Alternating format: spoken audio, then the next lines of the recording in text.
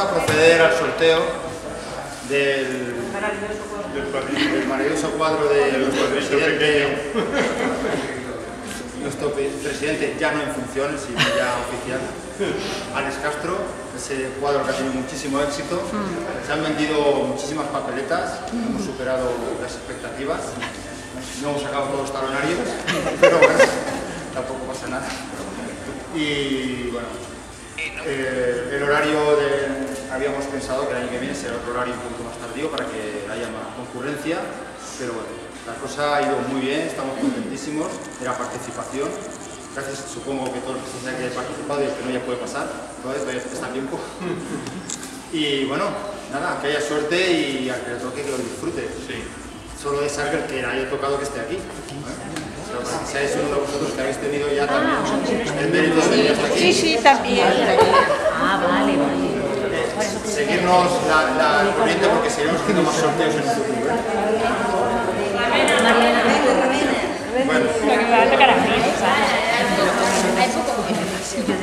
Ay, que el mío ya la tira para abajo. Qué nervios. Yo no he puesto ninguna y estoy nervioso por si me toca.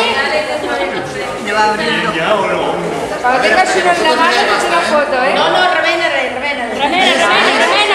Una remenada más. Remena. ¿Dabais que parar? Se han quedado en la esquina se han quedado. Hay uno que está pegajoso. Dale, que es el mío. Ya, procedemos.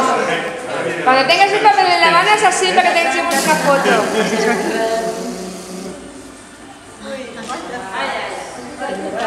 Y el guañador o guañadora es...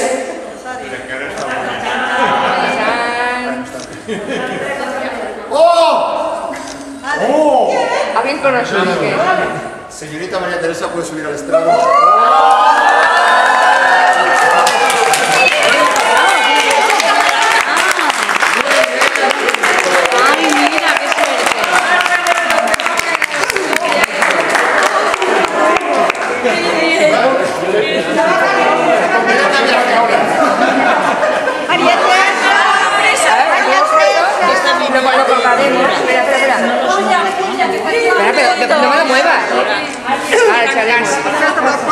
Una foto con María Teresa. ¡Ah, que se pone a llorar!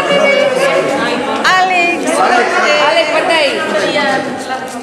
Venga.